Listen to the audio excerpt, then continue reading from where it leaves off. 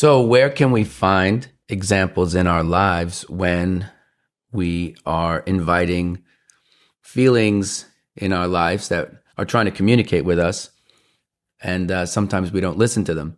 Well, in the trading space, if you're forcing things and you're not trading with your edge, right, which admittedly can be in the beginning because you're trying to figure all that out. That's why it's important to take very rigorous notes on everything from the setup. And if you look back several months, I did this long episode on a Wednesday about all the feelings that you feel throughout the entire process. You know, you have your preparedness where you're doing your research and your preparation. There's a feeling that goes with that. There's a feeling that goes with, you know, you're going to bed at night with your game plan in your brain or not, right? If you don't have that game plan. So there's a different feeling for that, knowing that you have to do it in the morning. Maybe it's excitement, maybe it's anxiety. Then there's the morning of. The person who wakes up has their plan all set. What do they feel like in the morning as they're looking, you know, to engage with the markets? What is the shorter term person who is looking for their edge the day of, or looking for scenarios where they can affect their edge the day of, the morning of, right? So then you put your orders in. There's the feeling tone that goes with that. How does that reward you or make you feel emotionally?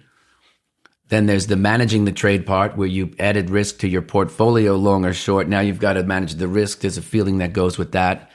Then there's the after, right? You offset the trade for a gain or loss, say in the day or the next few days. Doesn't matter if you're a day trader or a short-term swing trader. So there's all those feelings, and if you line those feelings up, you have your emotional model, right? So what's one thing that you can do to tidy that up and to kind of listen to what your feelings are trying to teach you? Well, a couple things. If you're a short-term player, you might consider having ideas or at least a theme, right? They don't have to be trade ideas, but what's the theme? Have the theme going the night before so that as you watch whatever financial news, or if you got a stream of a Discord or something like this, you're not becoming emotionally invested in the fact that you might not have a trade idea for that particular day. So then you hotwire your system and you put on a trade because somebody is speaking about it on television and you need to put on a trade. That typically doesn't work out. So you have to listen to what your feelings are trying to talk to you about at that moment in time. You can basically say, hey, I have to do more preparation, or I have to expand the names that I'm watching. I have to, expand my screener to include different capitalization because I'm limited to the number of names that I have. I feel like I'm missing out on opportunities. There's nothing wrong with missing opportunities, but what you don't want to do is act out of emotion, because that typically might solve a need in the very, very short run, but it's typically not a positive one from a financial standpoint. So at the end of the day, you need to make sure that you're prepared for what you want out of the market, both financially and emotionally. Another area where you could find yourself having animosity towards the markets or anxiety or otherwise any feeling really is, for example, when you don't use stops.